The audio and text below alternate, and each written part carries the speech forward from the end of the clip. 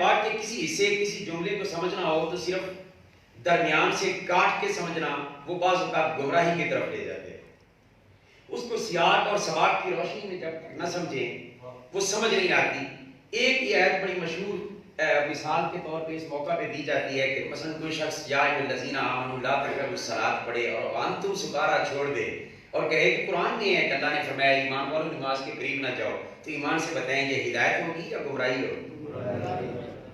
تو قرآن پاک کو سیاق اور سباق سے ہٹا کے پڑھ کے بعض اوقات گمراہیاں ملتی ہیں. اسی لیے اللہ کے کائنات نے فرمایا یضل بہ کثیرا ویہدی بہ کثیرا, فرمایا اس قرآن کے ذریعے بہت سے لوگ ہدایت پا جاتے ہیں اور بہت سے گمراہ بھی ہوتے ہیں. اب اس میں یہ بات بھی عرض کرتا چلوں کہ اس میں قرآن کا کوئی قصور نہیں ہے. آسمان سے برسنے والی بارش کے قطرے ایک جیسے ہوتے ہیں, مگر زمین جہاں پہ صاف ستھری ہو وہاں پہ وہ قطرے گرتے ہیں تو ہریالی پیدا ہوتی ہے اور زندگی کا سامان پیدا ہوتا ہے. اور وہی بارش کے قطرے اگر ایسی زمین پر پڑے جہاں پہ گندگی اور غلاظت کے ڈھیر لگے ہوئے ہوں تو وہاں سے تعفن اور بدبو اٹھتی ہے اور وہاں سے بیماریاں جنم لیتی ہیں اور موت کا سامان پیدا ہوتا ہے. اب بارش تو ایک تھی مگر اس کی اثرات دو ہیں, ایک طرف زندگی کا سامان, ایک طرف موت کا سامان, ایک طرف خوشبو اور مہک, ایک طرف بدبو اور تعفن. یہ آخر اتنا فرق کیوں ہوا؟ تو ہر کوئی کہے گا بھائی آسمان کی بارش کا قصور نہیں, وہ تو قطرے ایک جیسے تھے.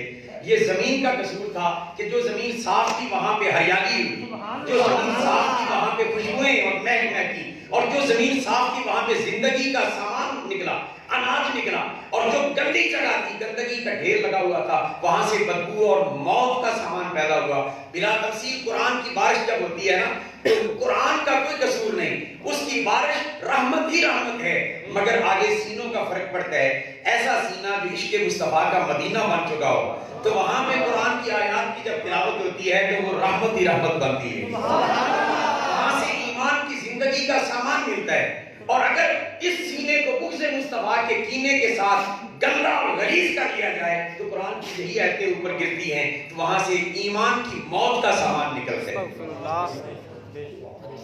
اور یہ بات ذہن میں رکھیں, آپ جانتے ہیں اینک جس رنگ کا کلر کا آئینہ ہو, شیشہ ہو, جب اینک لگائیں گے تو آپ کو سارا ماحول اسی رنگ میں رنگا نظر آئے گا. قرآن کو سمجھنا ہو تو کسی ابو جہل اور ابو لہب کی نظر سے نہ دیکھیں, قرآن کو پڑھنا ہو تو ابو بکر و عمر و عثمان والی کی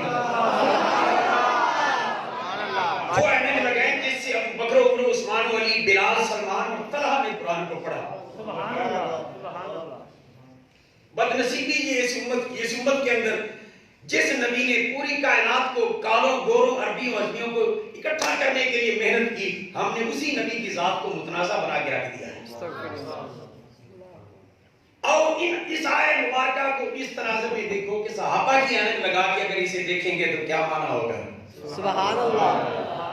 لوگ کہتے ہیں کن حسبی اللہ, صرف اللہ ہی کافی, اور سیاق سباق کو چھوڑ دیتے ہیں. میں تھوڑا سا سیاق سباق کے حوالے سے اتنی بات کر دوں. یہ 2 آیات بینات سورۃ شریف کی آخری آیات بینات, ان آیات بینات کے اندر اللہ پاک نے حضور کی عظمتوں کو بیان کیا ہے.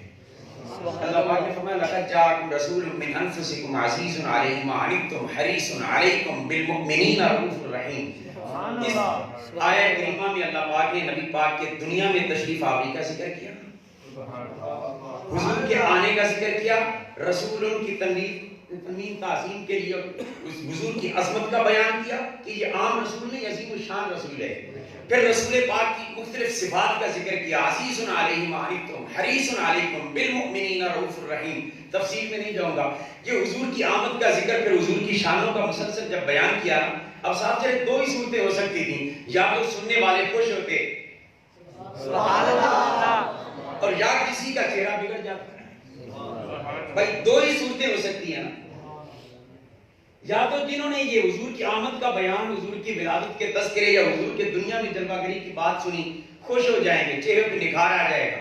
حضور کی شانوں کا بیان سنا, خوش ہو جائے گا. اور ویسے ایک جملہ میں درمیان میں کہتا جاؤں اور حقیقت پہ مبنی ہے کہ مثال دینے لگا ہوں, کم از کم جتنا ہم اپنے باپ کو مانتے ہیں اتنا تو اپنے نبی کو بھی ماننا ہوتا ہے. حالانکہ لا یؤمن احدکم حتی اکون احب الیہ من والدہ وولدہ والناس اجمعین میں واضح آقا نے فرمایا کہ جب تک ماں باپ اولاد کل کائنات سے بڑھ کر مجھ سے پیار کوئی نہ کرے وہ ایمان والا ہو ہی نہیں سکتا. سبحان اللہ. میں کہتا ہوں بڑھ کے اگر نہیں تو کم از کم برابر تو کبھی ایسی پرابلم پیدا نہ ہوتے. بچے کی سالگرہ کا دن آئے تو مناتے ہیں, نبی کی میلاد کا موقع آئے تو ہم کتراتے ہیں. تو کیا یہ بچے کی محبت زیادہ ہے یا رسول کی محبت زیادہ ہے؟ آخر معاملہ اور ماجرا کیا ہے؟ باپ کی کوئی تعریف کرے, ایمان سے بتائیں حلالی بیٹا خوش ہوتا ہے یا ناراض ہوتا ہے؟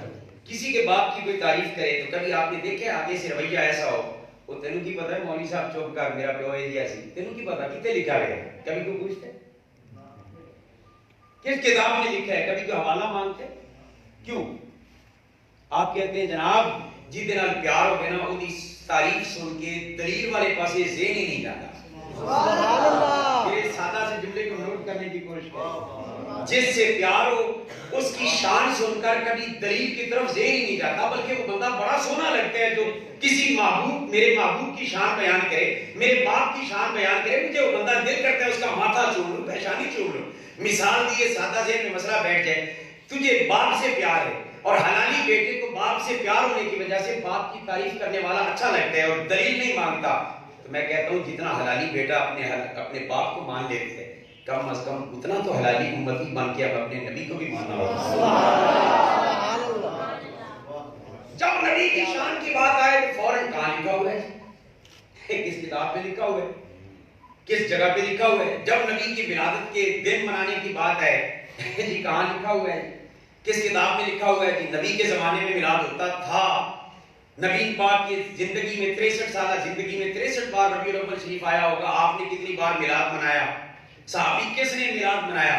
اور یہ واٹس ایپ کے ذریعے, فیس بک کے ذریعے آج کل استعمال ہو رہا ہے. یہ سوال پورا سال یوں رکھتا ہے ملک پاکستان میں جیسے سکون ہے, امن ہے, آج کی یہ کوئی خرابی ہے ہی کوئی نہیں.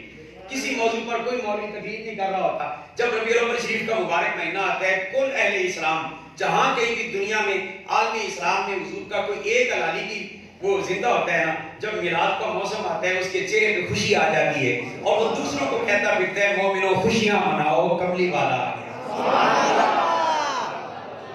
وہ اپنے اپنے طریقے حالت کے اپنے ہو سکتے ہیں, رنگ اپنے ہو سکتے ہیں, انداز اپنے ہو سکتے ہیں, زبانیں اپنی ہو سکتی ہیں, مگر حضور کے جہاں کہیں بھی پوری دنیا میں حلالی امتی ہوتے ہیں نا, جب حضور کے ولادت کے دن آتے ہیں نا تو وہ خوشی کا اظہار کرتے ہیں, اس کے چہرے پہ چمک آ جاتی ہے اور اپنی اپنی حیثیت کے مطابق وہ خرچ کرتا ہے اللہ کے راستے میں اور رسول اللہ کی آمد کی خوشی مناتا ہے, ترانے گاتا ہے.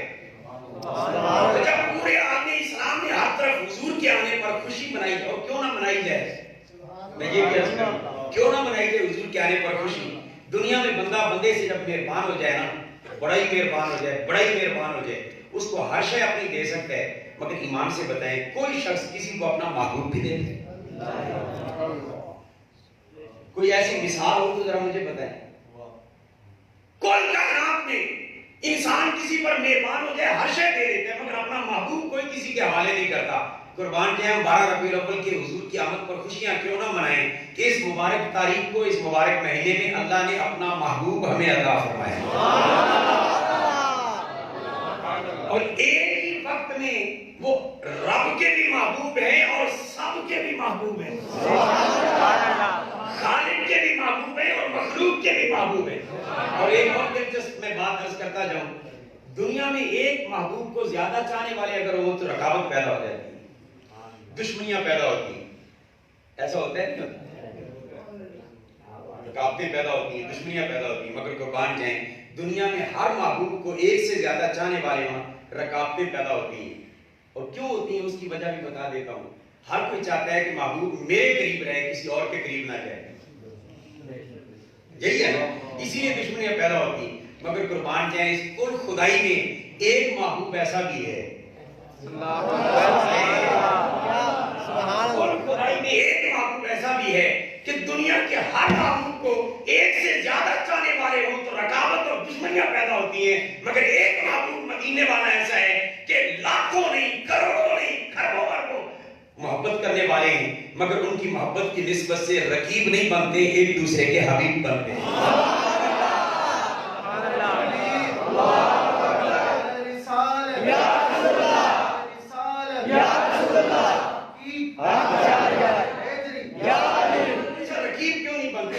سوال اٹھا لیتے ہیں. رقیب رقابت تب پیدا ہوتی ہے جب محبوب کی ملکیت پر جھگڑا ہو جائے. ہر کوئی چاہتا ہے کہ محبوب میرے قریب رہے, کسی اور کے قریب نہ ہو. تو جب کسی اور کے قریب نہیں رہتا تو وہ لڑائی جھگڑے پہ اتر آتے. مگر قربان جائیں حضور کی عظمت پر.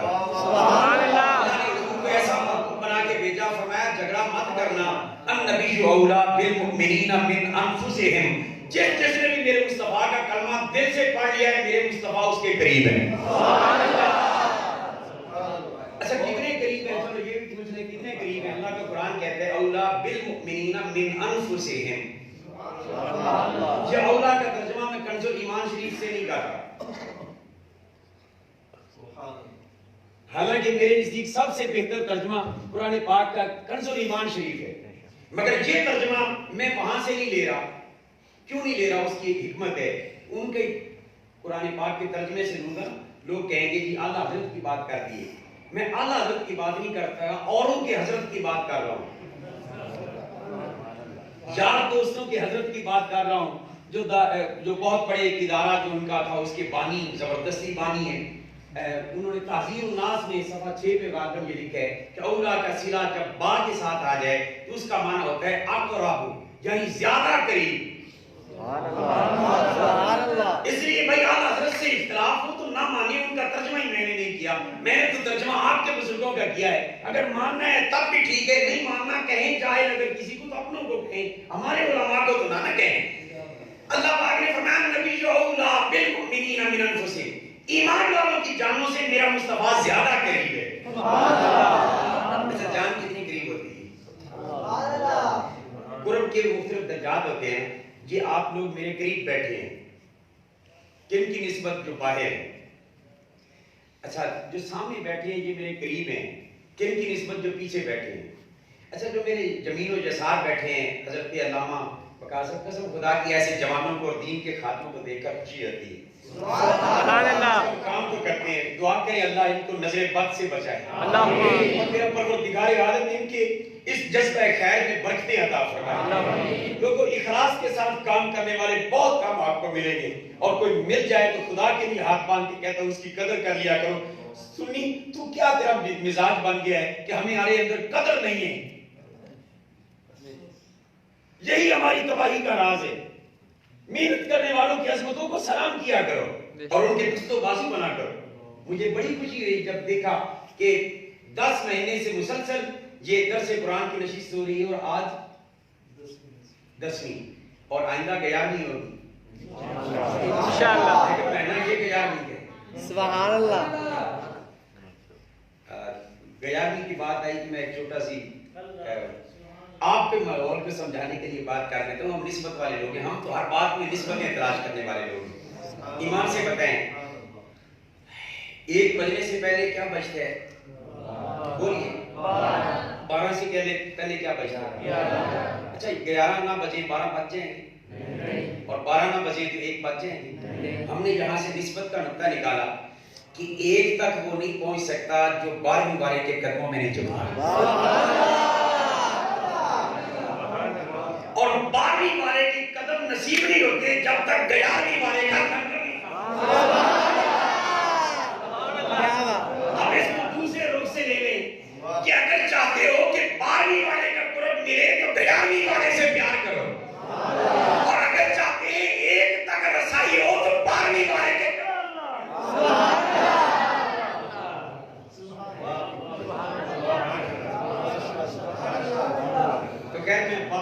میں کیا کروں. میں مضمون اتنے چھیڑ بیٹھا ہوں کہ اب میں خود سوچ میں پڑ گیا ہوں کس کو آگے چلاؤں اور کس کو چھوڑوں.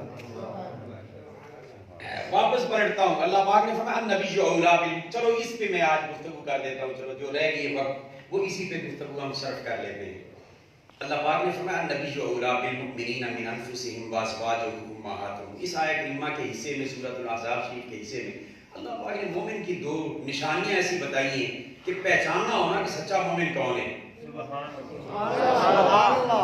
کیونکہ میرے کہنے سے میں مومن کہلاؤں, ہو سکتا ہے مومن ہوں یا نہیں, مگر جس کو اللہ کے قرآن کی نشانیوں کی روشنی میں مومن ثابت ہو جائے اس کے ایمان میں شک ہو سکتا نہیں. صرف اس مقام سے میں نے تلاوت کی ہے جو حصہ اس کے ساتھ واضح امہاتکم کو ٹیسٹ کر دیا ہے اور یہیں سے آپ کو سمجھانے کی کوشش کروں گا کہ پکے ایمان والوں کی نشانی قرآن کی نظر میں کیا ہے. پہلی نشانی فرمایا نبی اولا بالمؤمنین من انفسہم. اس عظیم الشان نبی سبحان اللہ صرف نبی نہیں النبی سبحان اللہ. اس عظیم الشان نبی کی شان یہ ہے کہ ایمان والوں کی جان سے بھی زیادہ قریب ہے. سبحان اللہ. اب یہی میں بات کر رہا تھا جہاں سے پھر آگے سلسلہ ٹوٹا واپس وہیں پہ جڑ جاتے ہیں. قربت وہ کسی نہ کسی نسبت سے کوئی کسی سے زیادہ قریب ہوتا ہے. اس طرح قرب زیادہ ہوتے ہوتے نا حد یہ ہو جاتی ہے کہ علامہ وقاص صاحب میرے زیادہ قریب بیٹھے ہیں, حضرت میرے زیادہ قریب بیٹھے ہیں. اچھا مگر ان سے بھی قریب کوئی شے ہے میرے, میری کرسی اور سامنے جو ڈیسک ہے اور میرے لاؤڈ سپیکر ہے یہ ان سے زیادہ میرے قریب ہے, مگر ان سے بھی زیادہ کچھ قریب ہے میرے. میرا لباس اور میری ٹوپی ہے اس سے بھی زیادہ قریب ہے, مگر یہاں بھی قرب کی بات نہیں ہوئی.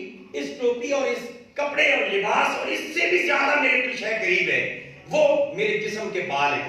بالوں سے بھی زیادہ کچھ ہے قریب ہے, وہ کھال سے زیادہ کچھ ہے میرے قریب ہے. گوشت سے زیادہ قریب ہے ہڈیوں سے زیادہ قریب ہے گردہ, اور اس سے بھی زیادہ قریب ہے جو پورے وجود کے اندر ایک ویرنگ ہے جس پہ خون چلتا ہے اور خون دوڑتا ہے. اور قربان جائیں اللہ کا قرآن کہتا ہے تمہارے نزدیک سب سے زیادہ قریب وہ خون تھا جو گردش کر رہا تھا.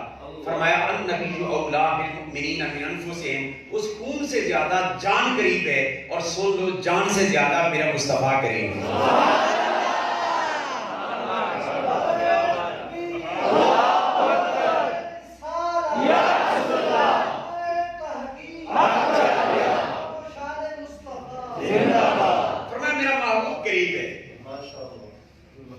بڑی دلچسپ بات آگے آ رہی ہے, میں عرض کر دیتا ہوں.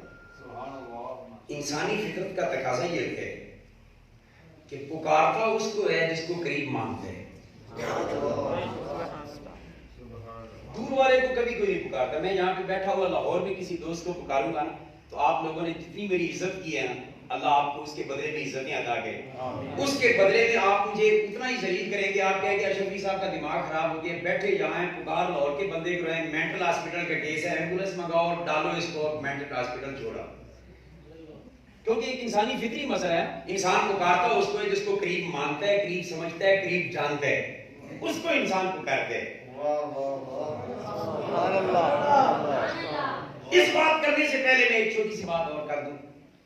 نبی ہے جان سے زیادہ قریب, اور میرے رب کا قرآن فرماتا ہے نحن اقرب الیہ من حبل الورید. سبحان اللہ. فرمایا ہم ہر ایک کی شارک سے زیادہ قریب ہیں. سبحان اللہ.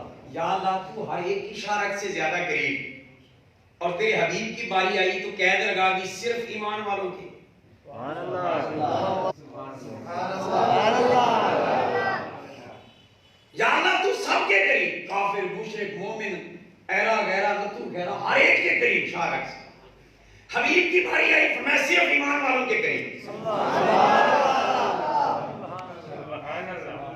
اللہ پاک نے فرمایا اشرفی کیوں تیرے دماغ میں کچرا ہے, اور ساری سمجھیں اللہ کی طرف سے ہوتی ہیں, اس لیے میں منسوخ کر رہا ہوں. میرے رب نے یہ بات سمجھائی کہ اشرفی میں ہوں بے نیاز, اللہ و صمد میری شان ہے. اس لیے کالا ہو, گورا ہو, عربی ہو, اجمی ہو, کافر ہو, مومن ہو, منافق ہو, ہندو ہو, عیسائی ہو, سکھ ہو, جو مرضی ہو, میری مخلوق ہے, میں سب کے قریب ہوں, اور کسی کے قریب رہنے سے میرا بگڑتا کچھ نہیں. کوئی پاک ہے, پلید ہے, میرا کچھ بگڑتا نہیں, میں بے نیاز ہوں. تو یا اللہ اپنے حبیب کی بات کرنی تھی تب بھی کہہ دیتا سب کے قریب ہیں. اللہ پاک نے فرمایا تم جانتے ہو جس سے پیار ہوتا ہے نا اس کو گھر میں سب سے سونی جگہ پہ بٹھایا جاتا ہے, گندی جگہ پہ نہیں بٹھایا جاتا. سبحان اللہ. فرمایا میں بے نیاز ہوں اس لیے سب کے قریب ہوں, مگر حبیب کی باری آئی فرمایا نہ محبوب ہمارا ہو اور ہم کسی قریب کے پاس رکھیں. پہلے کلمہ پڑھ کے بعد دل کا پھر میرے مصطفیٰ.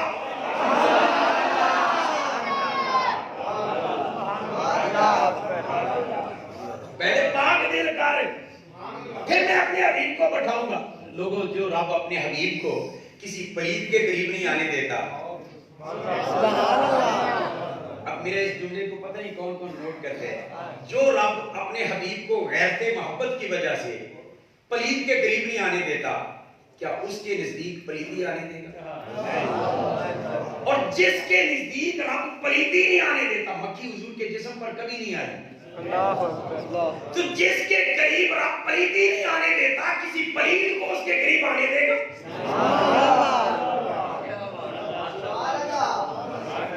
سعودیہ میں پہنچ جائے گا پھر بھی نہیں جا پائے گا، مسجد نبوی میں پہنچ جائے گا پھر نہیں جا پائے گا. یہ ہم نہیں چاہتے کہ آپ کون ہوتے نہ جانے والے. خود تو کہتے ہو، آپ کے علماء بھی کہتے ہیں اللہ کی اجازت کے بغیر پتہ نہیں ہلتا. اتنے بڑے مولوی کیسے ہل کے مواجہ شریف کے سامنے چلے جائیں؟ سیدھی بات کرو، رب جانے ہی نہیں دیتا. رب جانے نہیں دیتا. اور ماشاءاللہ ایک اور ہے، وہ بھی قریب نہیں جاتے.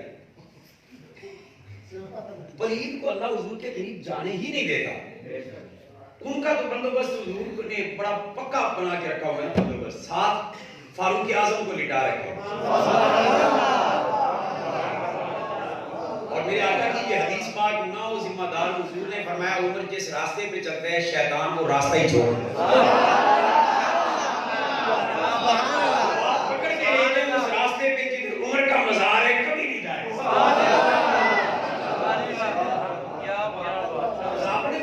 دیکھو کیسے پکے کر کے رکھے، آپ پکڑ کے لے جائیں نہیں جائیں. اور ایک جملہ میں ساتھ اور بھی عرض کرتا جاؤں. حضور نے فرمایا جس راستے پہ عمر ہوتا ہے شیطان وہ راستہ، سارے کہہ رہے ہیں شیطان وہ راستہ چھوڑ دیتا ہے. پک ہے کیونکہ ساڈے نبی دی زبان ساڈے واسطے قرآن، کسی اور دا بیان چنگا نہیں. فرمایا جس راستے پہ عمر جاتا ہے شیطان وہ راستہ چھوڑ دیتا ہے. مطلب کیا کہ اس راستے پہ شیطان نہیں چلتا، جس راستے پہ عمر چلتا ہے. عمر کہیں کہ رمضان کی تراویح 20 رکعت ہے.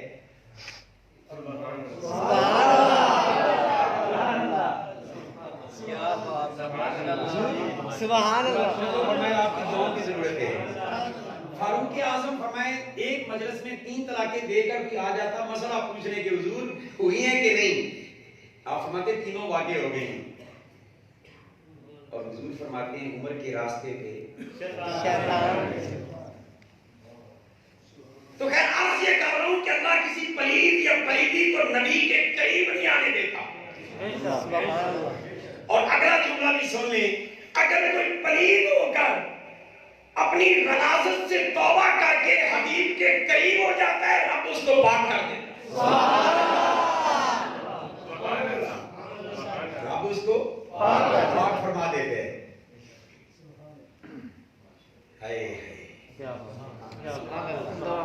میرا رب اس کو پاک کر دیتے ہیں.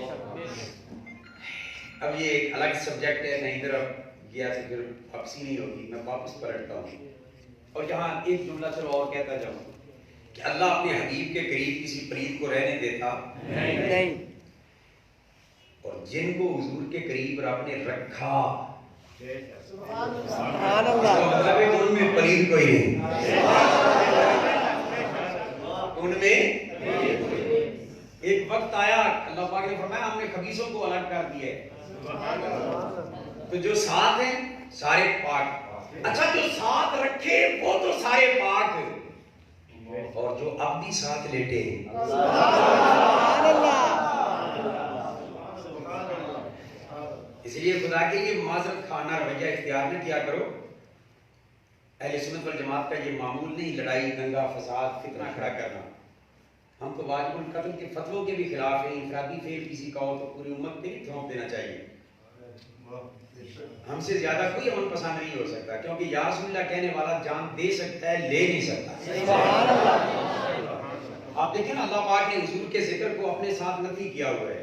اذا ذکر تو ذکر کا مائی حدیث پاک کے مضامین ہیں. ہر جگہ پہ اذان میں قرآن میں جہاں کہیں بھی دیکھیں اللہ نے اپنے ذکر کے ساتھ اپنے حبیب کا ذکر رکھا. مگر ایک مقام ایسا آیا جہاں پہ صرف اللہ نے اپنا ذکر رکھا حضور کا نہیں رکھا. وہ مقام کون سا ہے؟ جب آپ بکرے کو ذبح کرنے کے لیے لٹاتے ہیں چھری چلانے لگتے ہیں نا تو وہاں پہ آپ پڑھتے ہیں بسم اللہ اللہ اکبر اللہ اکبر، حضور کا نام نہیں. اللہ یہاں بھی خدا کیا فرمایا دنیا والوں کو سمجھانے کے لیے میرا نام لینے والا کسی کی جان لے سکتا ہے، مگر میرے مصطفیٰ کا نام لینے والا جان دے سکتا ہے کسی کی لے۔ اس لیے میں معذرت سے عرض کرتا ہوں، خدا کے لیے ہمیں دہشت گردوں کی لسٹ میں نہ رکھیں۔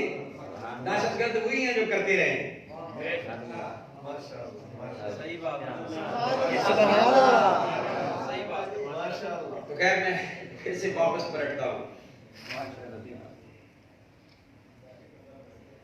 کوئی پلید اللہ نے حضور کے قریب نہیں رہنے دیا، اور کسی پلید کے قریب اللہ نے اپنے حبیب کو نہیں آنے دیا۔ اب وہی تقریر جہاں سے میں بات شروع کی تھی پھر وہیں پہ آ جاتا، یا اللہ تو سب کے قریب، حبیب کی باری ہے صرف ایمان والوں کے قریب۔ فرمایا میں بے نیاز ہوں، سب کے قریب ہوں، کالے گورے عربی اجمی کافر مومن منافق سکھ یہودی ہندو چوڑے چمار سب کے قریب ہوں، اور میرے حبیب فرمایا صرف پاکوں کے قریب ہے جو ایمان والے ہیں۔ اچھا وہی بات کہ انسانی فطرت کا تقاضا یہ ہے جس کو قریب سمجھتا ہے، مانتا ہے، جانتا ہے، اسی کو پکارتا ہے۔ اس لیے اللہ پاک کو سارے پکار لیتے ہیں۔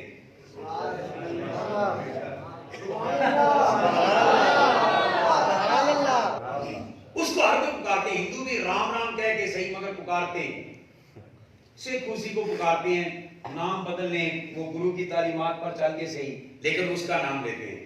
اچھا عیسائیوں کو لے لیں، لا الہ الا اللہ، یہودیوں کو لے اس کو پکارتے ہیں، کیوں؟ اس لیے کہ سب کے قریب جو ہوگا تو سب اس کو پکارتے ہیں۔ تو پھر پتہ کیسے چلے گا مومن کون ہے، کافر کون ہے، منافق کون ہے، اپنا کون ہے، بیگانہ کون ہے؟ اللہ نے فرمایا اسی لیے میں نے اپنے محبوب کو صرف ایمان والوں کے قریب کیا ہے، تاکہ جن کے قریب ہے وہی پکارے۔ اپنا جملہ نوٹ کریں، پتہ چلا یا اللہ مدد کہنے سے پتہ نہیں چلے گا اپنا ہے بیگانہ ہے، یا رسول اللہ کہنے سے پتہ چلے گا پکا ایمان والا ہے۔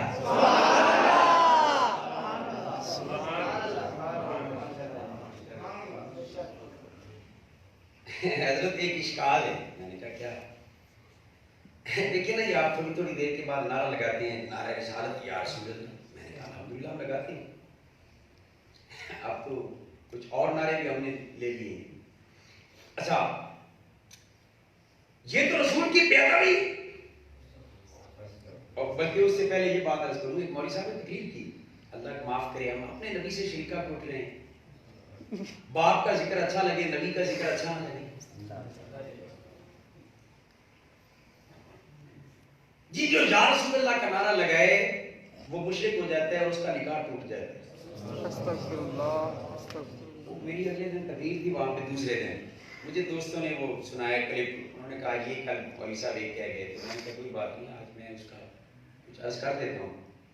میں نے تقریر میں کہا کہ دیکھو مولانا صاحب نے جو فتویٰ لگایا تھا، فتویٰ پہلے لگایا تھا مشرک پہلے کہا تھا، نکاح ٹوٹنے کا فتویٰ پہلے دیا تھا کہ یا رسول اللہ پہلے کہا تھا۔ سبحان اللہ۔ سب نے کہا جی یا رسول اللہ پہلے کہا تھا، میں کہا ساڑھے نکاح یا رسول اللہ میں نے ٹوٹتے ہیں، تو شادی فکر کرو۔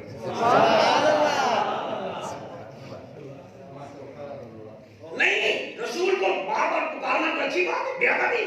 میں نے کہا کیسے؟ اب مثالیں دیکھیں کیا کہاں سے نکلتی ہیں۔ دیکھو جی ایک بندہ بیٹھا ہو، اس کو شریف آدمی ہو، نفیس ترین بندہ ہو، بار بار اس کو بندہ پکارتا جائے، مثلا حضرت کا اس میں گرامی کیا ہے؟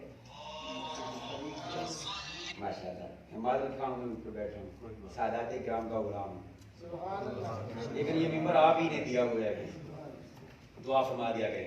میں اب شاہ صاحب کو بار بار پکاروں، میں کہوں شاہ جی قبلہ، اچھا شاہ جی میری طرف دیکھیں، میں آپ سے بات کرنے لگ جاؤں، ان سے بات ہی نہ کروں، تھوڑی دیر کے بعد پھر میں ان سے کہوں شاہ جی قبلہ، وہ میری طرف دیکھیں، میں ان سے بات ہی نہ کروں، پھر آپ سے بات میں پھر کلام ہو جاؤں۔ ایمان سے بتائیں ان کی بےعزتی ہے یا نہیں؟ کہ میں پکارتا ہوں وہ میری طرف متوجہ ہوتے ہیں کہ یہ بات کرے گا، میں ان سے بات ہی نہیں کرتا، میں آپ لوگوں سے گفتگو کرنے لگ جاتا ہوں۔ اب یہی مثال دے کر کچھ لوگ کہتے ہیں کہ دیکھو آپ یا رسول اللہ کا نعرہ لگاتے ہو، پھر اپنے مولوی کی تقریر سننے لگ جاتے ہیں، یہ تو بے ادبی ہے۔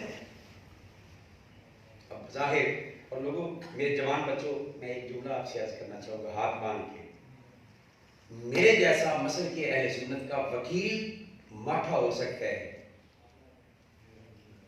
میرے جیسے کمزور وکیل کی وجہ سے اگر کہیں کیس ہار جاؤں تو مجھے کمزور کہنا، میرے عقیدے کو کمزور نہ کہنا۔ عقیدہ اہل سنت حق ہے جی، یہ تو توہین ہے بار بار پکارنا اور پھر کہنا کچھ نہ۔ اب اس کے جواب میں سادہ سے انداز میں بات کر رہا ہوں، میں کوئی اتنی پڑھی لکھی بات کر بھی نہیں سکتا، پڑھا لکھا جو نہیں ہوں، طالب علم سے آدمی ہوں، سب علماء کا پگوش پردار ہوں، اور کلم الناس اعلیٰ قدر حقوق ان کے ضابطے کے مطابق میں کوشش کرتا ہوں بات دوسروں تک ڈلیور کر پاؤں۔ تو عرض یہ کر رہا ہوں کہ جی یا رسول اللہ پکارتے ہو، یہ بے ادبی ہو جاتی ہے، پھر کہتے کچھ نہیں ہو، اپنی باتوں میں لگ جاتے ہو۔ اور دوسرا اعتراض اس کے کہ آپ جب کہتے ہیں یا رسول اللہ، تو اللہ کے رسول ہیں 313۔ کتنے رسول؟ معروف تعداد، کتنے رسول ہیں؟ 313۔ اور یہ بھی ایک عالم کے مولوی صاحب نے تقریر کی تھی، آپ پکارتے ہیں یا رسول اللہ، رسول ہیں 313۔ اب ہر رسول قبر میں سے اٹھ اٹھ کر دیکھتا ہوگا، پتہ نہیں کس کو پکارا ہے۔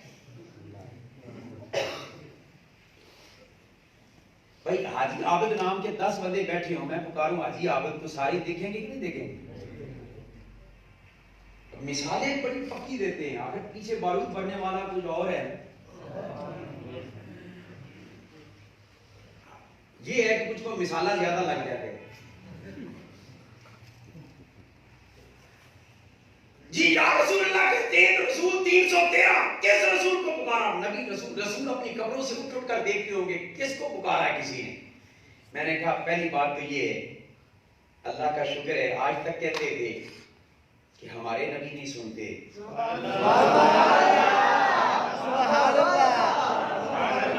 اور آج مان کے ہو کہ سارے رسول سنتے ہیں۔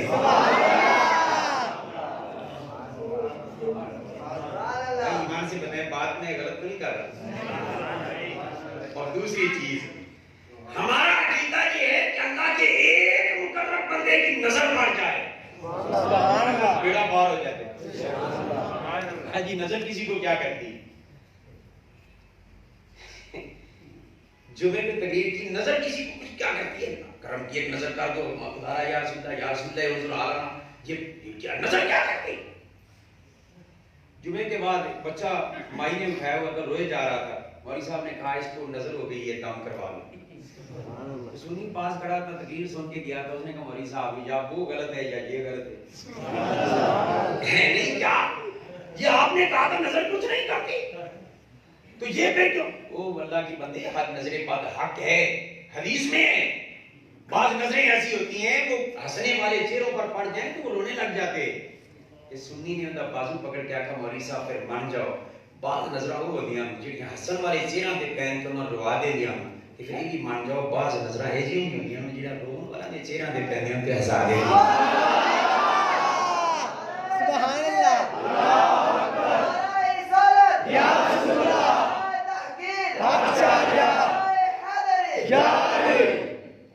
کس رسول کو پکارا؟ میں نے کہا کہ ہم تو یا رسول اللہ بعد میں کہتے ہیں، اللہ پاک نے یا ایھا رسول پہلے فرمایا ہے۔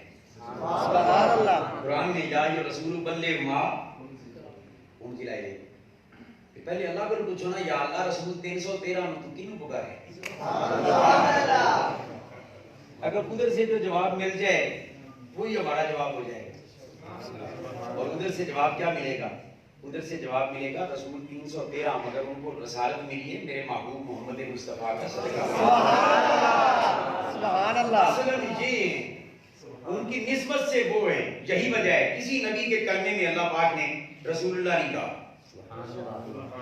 لا الہ الا اللہ آدم صفی اللہ، لا الہ الا اللہ لا الہ الا اللہ ابراہیم خلیل اللہ، لا الہ الا اللہ اسماعیل ذبیح اللہ، لا الہ الا اللہ موسیٰ کلیم اللہ، لا الہ الا اللہ عیسیٰ روح اللہ۔ کہاں کہ 313؟ اور جب رسول کہا تو کس کو کہا؟ لا الہ الا اللہ محمد رسول اللہ۔ تو ہم اس رسول کو پکارتے ہیں جس کو رب پکارتا ہے اور جس کے کلمے میں رب اس کو رسول کہتا ہے. سبحان اللہ. اچھا ایک چھوٹا سا ساتھ اور مسئلہ عرض کرتا ہوں. تو میں اب کیا عرض کرنے لگا تھا؟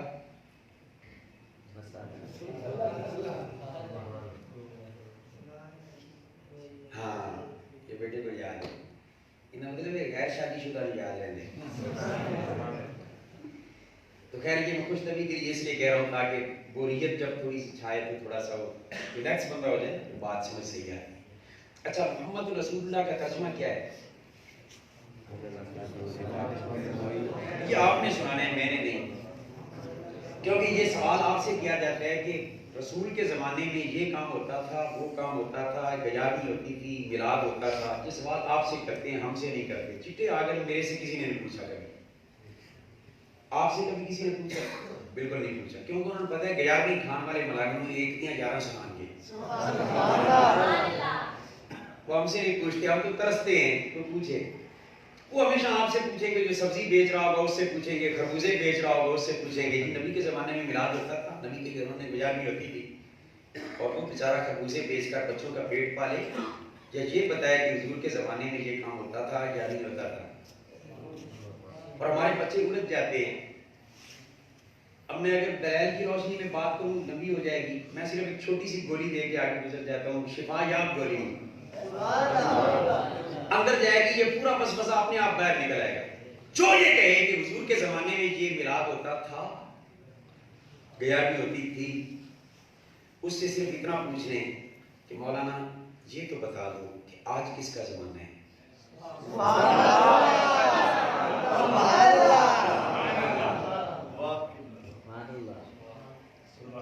بھائی تھا تو اس کا پوچھا جائے نا جس کا زمانہ گزر گیا ہو.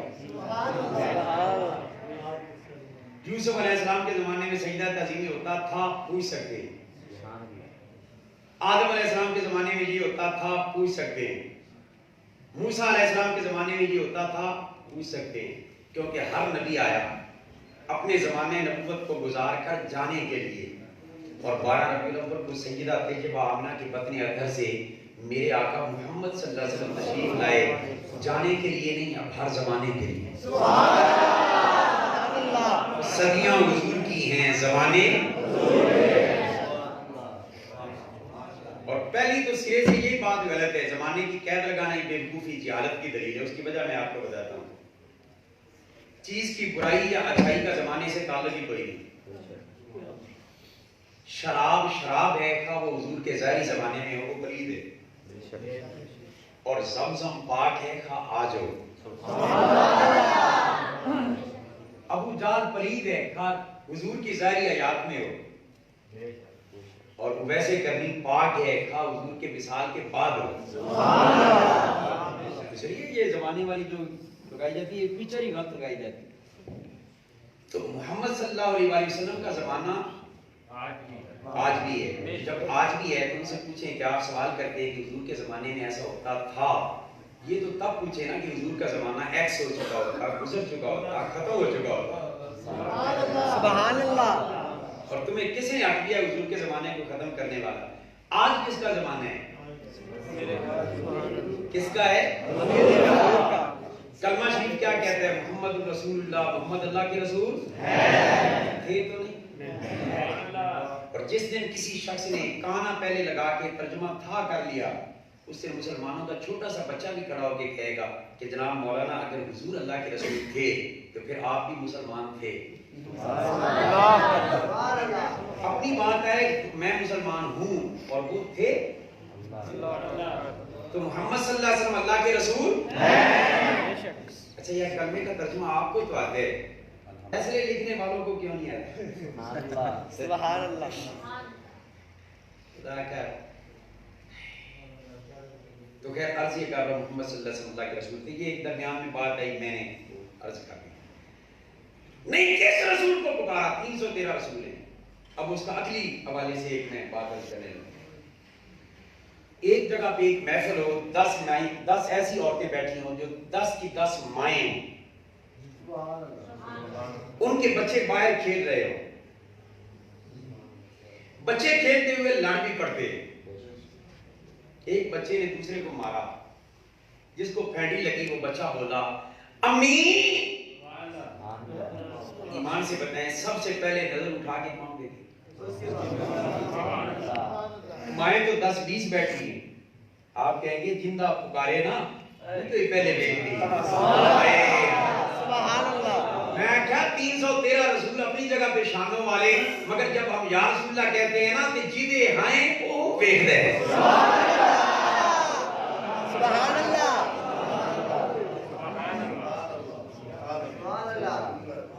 نہیں اچھا پھر آپ کہتے ہیں کیوں نہیں کچھ؟ نعرہ لگا کے چپ کر جاتے, اپنی مولوی بھی سننے لگ جاتے. یہ بیان بھی یہ توہین ہے. میں نے کہا مولوی صاحب اس مسئلے کا بڑا سادہ سا جواب ہے کہ کسی کو بتانے کی ضرورت تب ہوتی ہے جب اس کے بارے میں یقین ہو کہ اس کو پتہ نہیں کہ مجھے کیا چاہیے. سبحان اللہ. مثلا حضرت کو پتا ہو کہ آپ کو فلاں کتاب چاہیے تو آپ صرف اتنا کہہ دیں علامہ وقاص صاحب, ایمان سے بتائیں آگے بتانے کی ضرورت ہوگی؟ آپ جان رہے ہیں کہ انہیں پتہ ہے کہ میں نے یہ مانگی تھی چیز, مجھے یہ چاہیے. اس میں ڈیلے ہوئی الگ بات ہے, مگر انہیں پتہ ہے.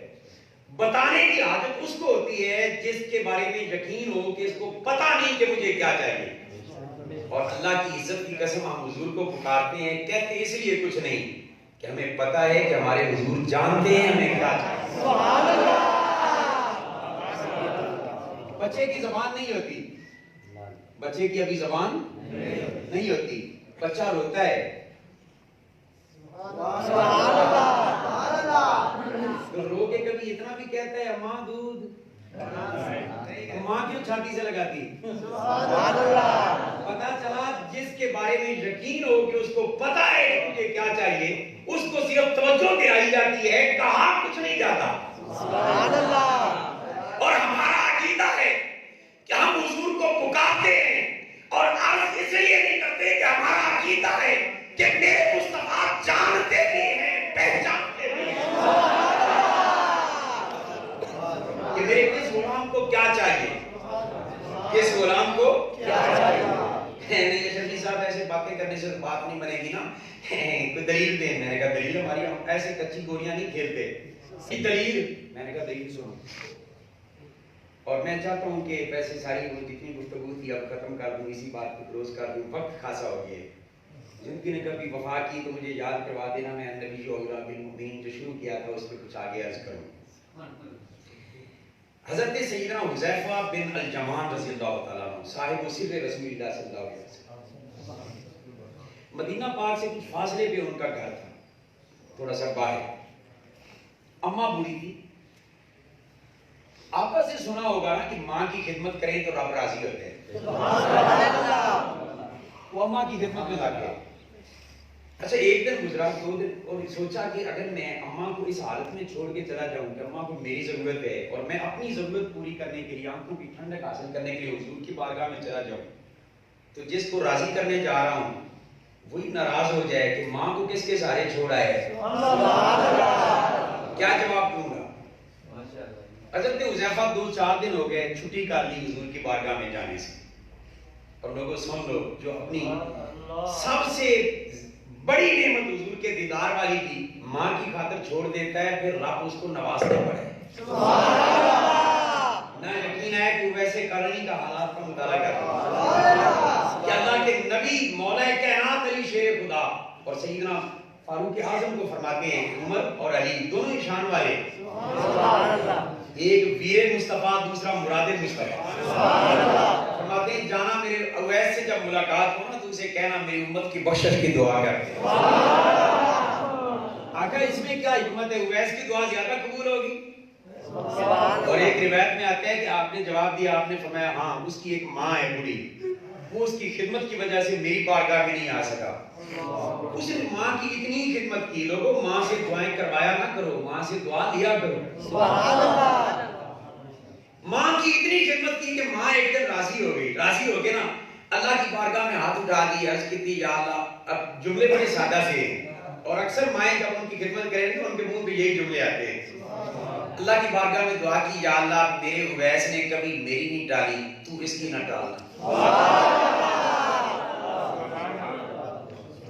بتا کہ یہ ماں باپ جن کے زندہ ہیں غنیمت جانے، جب یہ سائے اٹھ جاتے ہیں پھر پتہ چلتا۔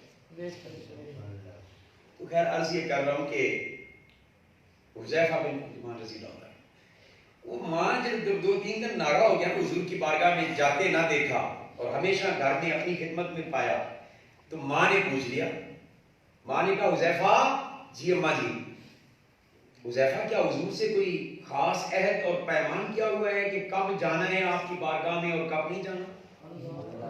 کوئی دن مقرر کیا ہوا ہے، کوئی وعدہ کیا ہوا ہے؟ عرض کی امی جان ایسی کوئی بات نہیں۔ فرمایا میں کیا دیکھتی ہوں تو حضور کی بارگاہ میں نہیں جاتا۔ عرض کی امی جی تہاڈی خدمت واسطے رکیا سی کہ کہیں آقا ناراض نہ ہو جائیں، کس کے سارے چھوڑیں، امی تسی کہندے جیب میں ہونے چلا جانا۔ روایات میں آتے ہیں عصر کا وقت تھا، عرض کی امی جان تسی اجازت تا دے کے دیکھو میں مغرب حضور دے پیچھے جا کے پڑھا۔ سبحان اللہ۔ ماں نے کہا بیٹا جلدی کر جاؤ حضور کی بارگاہ ہے۔ جب حذیفہ چلے نا پیچھے سے پھر آواز دی، حذیفہ جب چلنے لگے نا ماں نے پھر پیچھے سے آواز دی، حذیفہ جی امی جی حکم۔ حذیفہ جب حضور کی بارگاہ میں جائے نا تو حضور سے عرض کرنا، حضور سے یہ عرض کرنا کہ یا رسول اللہ میری اور میری ماں کی بخشش کے لیے دعا کرنا۔ میں حدیث پاک کا ذمہ دار ہوں، اپنے لیے اور میرے لیے بخشش کی حضور سے دعا کروا رہے ہیں۔ پتہ چلا صحابی دا عقیدہ کی، سبحان اللہ، صحابی دا عقیدہ ہے ماں نمازاں روزیں دے نہیں، وہ رب قبول کرے 100 باری کرے نہ کرے دکھار دے وہ دی مرضی، بے نیاز ہے، مگر سانو پڑھنیاں چاہیے کیونکہ حضور دی اکھاں دی ٹھنڈک ہے، سبحان اللہ۔ لیکن ماں بخشش کے لیے ان چیزوں پر نہیں۔ وہ شاکر شجاع آبادی نے بڑی سونی بات کر دی، اس نے کہا ساکوں آسرے ہیں میٹھے مدنی دے، ساڑھے حال دے کرم آزاد تھی سن، صدیق عمر عثمان علی ساڑھے ہمیں چارے یاد تھی سن، اسی کار دی گرمی ٹیم معاشر پر اردو جلوہ گر سرکار تھی سن، شاکر جن دے سیرے گاؤں دے ہاں وہ دے لبی الزن بیڑے پار تھی سن۔ عرض کی کہ حذیفہ بیٹے جب حضور کی بارگاہ میں جائے تو میری اور اپنی بخشش کی دعا کروا دینا۔ حذیفہ نے عرض کی امی جان بالکل میں حضور کی بارگاہ میں جاؤں گا، تو موقع ملا تو میں ضرور حضور سے دعا کی درخواست کروں گا۔ حضرت حذیفہ فرماتے ہیں حضور کے پیچھے مغرب کی نماز پڑھی، اتفاق ایسا ہوا میں سنتاں شروع کی تھیاں، حضور اپنے کاشانہ اقدس چلے گئے، کیونکہ آپ یہ بھی سنت ہے سنتاں گھر پڑھنیاں تے فرض مسجد ہی پڑھنا، سارا امام دا سر نہیں کھائیں گا۔ حضور اپنے کاشانہ اقدس چلے گئے، میں سوچا چلو موقع مل گیا، ماں نے آکھا سی دعا کروا کے آنا ہی، یعنی میں عرض کر نہیں سکا، کہ چلو میں نے عشاء دی چھٹی پھر مل گئی، میں عشاء پڑھ کے جاؤں گا حضور کے اجازت لے کر۔ عشاء کے وقت ہوا، حضور کے پیچھے نماز پڑھی، حضور نماز پڑھا کے گھر جانے لگے نا، میں بھی ٹو میں تھا، جب حضور اٹھ کے گھر جانے لگے نا میں حضور کے پیچھے پیچھے چل دیا، سبحان اللہ، حضور کے پیچھے پیچھے۔ اچھا وہ کہتے ہیں کہ صحابہ تو سانس بھی روکتے تھے، پاؤں کی آواز کیا آنی تھی، سبحان اللہ، پیچھے پیچھے چل رہا ہوں، حضور کا شانہ اقدس میں داخل ہونے لگے۔ میں نے سوچا کہ اب تو دل کے ارمان دل میں رہ گئے، ماں سے کیا وعدہ بھی پورا نہیں کر سکا، اور پیچھے سے آواز حذیفہ کیوں نہیں مارتے؟ انہوں نے کہا میں 14ویں صدی کا کوئی غلام مصطفیٰ نہیں ہوں کہ کھنگورا مار کے اذان کو پہلے اسپیکر قوم کو ڈرا دیا۔ انہوں نے کہا میں حضور کا غلام ہاں، میں دیکھا ہے کہ ابو بکر جان دی بازی لگا دیندے ہیں مگر یار دے حرام وچ فرق نہیں آندے، قدماں نوں چوم کے بیدار کردا ہے مگر دستک نہیں دیندا دروازے تے۔ مولا علی دی اثر دی نماز قضا ہو جاندی ہے، اندے تے رونا رو لیندے مگر حضور دے حرام وچ گل نہیں آندی۔ تو کون ہے حذیفہ پیچھے آواز مارنا؟ سبحان اللہ، انہوں نے روکا، آواز نہیں دی۔ فرماتے ہیں پیچھے پیچھے آقا آگے آگے کاشانہ اقدس میں داخل ہونے بالکل قریب ہو، حضور نے پیچھے مڑ کے نہیں دیکھا، چلو کسی کا کھڑکا آیا ہوئے تو بندہ پیچھے مڑ کے دیکھ دے، نبی پاک نے پیچھے مڑ کے بھی نہیں دیکھا، کہنا مطلب کوئی آواز بھی پاؤں کی پیدا نہیں ہوئی۔ حضور آگے کی طرف رکے انور ہے، پیچھے میں آ رہا ہوں، اور حضور آگے کی طرف رکے اور پیچھے مجھ سے سوال کرتے ہیں، رکے مبارک آگے۔ حضور میں کہنا مولیو یہ کس نے بتایا تھا پیچھے کوئی آ رہا ہے؟ حالی نہیں اکھاں ایک جے دیاں، تیری اکھاں آگے ویکھن پیچھے نہ ویکھن، مصطفیٰ دی اکھاں جتنے بھی ہون ہر پاسے ویکھن۔ حضور نے پیچھے مڑے بغیر فرمایا کہ میرے پیچھے آنے والے کون ہے تم؟ سبحان اللہ من انتا، میرے پیچھے آنے والے کون ہیں؟ اور سوال جب کوئی کیا جاتا ہے تو جواب تو اگلے بندے کا کام ہوتا ہے، مگر قربان جائیں حضور کے علم کا، حضور نے خود ہی سوال کیا، خود جواب دیا، فرمایا من انتا حذیفہ، میرے پیچھے آنے والے کون ہیں؟ تو حذیفہ ہے؟ سیدنا حذیفہ فرماتے ہیں میں نے عرض کی نام یا رسول اللہ، میرے ماں باپ قربانوں میں حذیفہ ہی ہوں۔ اب اگلا جملہ سنیں حضور کا، اس سے پہلے کہ عرض کرتے حضور سے کہ میری امی اور میری بخشش کی دعا کرتے ہیں، حضور نے فرمایا ما حاجتک، تیری حاجت کیا ہے؟ سیاستہ میں حدیث پاک ان لفظوں کے ساتھ نہ ہو، میں ذمہ دار ہوں۔ ما حاجتک، تیری حاجت کیا ہے؟ حاجت روا مشکل کشا تو صرف خدا تھا، نبی کس سے حاجتیں پوچھ رہے ہیں؟ سبحان اللہ سبحان اللہ صحابہ اگر نئے مسلمان اگر کوئی ہوا ہو تو اس کو دین کے مسئلے کا پتہ نہ لگا ہو تو یہ ہو سکتا ہے، مگر نبی بھی نیا نبی بنا تھا۔ فرمایا ما حاجتک، تیری حاجت کیا ہے؟ اب حاجت جب پوچھی تو بتانی کس کو چاہیے تھی؟ مگر نہیں، یہاں بھی الٹ ہے، فرماتے ہیں ما حاجتک قد غفر اللہ لک ولامک، حضور نے فرمایا میرے پیچھے غلام آنے والے حذیفہ کیا حاجت ہے تجھے؟ تجھے اللہ بخشے، تیری ماں کو بھی بخشے، جو منگنا سی تسی عطا کر سکتا ہے۔ یہ حدیث پاک میرے پاس دلیل ہے کہ مصطفیٰ اپنے غلاموں کی حاجت بھی جانتے ہیں۔ سبحان اللہ اللہ کو سن لیں گے، فریاد کو پہنچیں گے، پر اتنا بھی تو ہو کوئی جو آہ کرے دل سے۔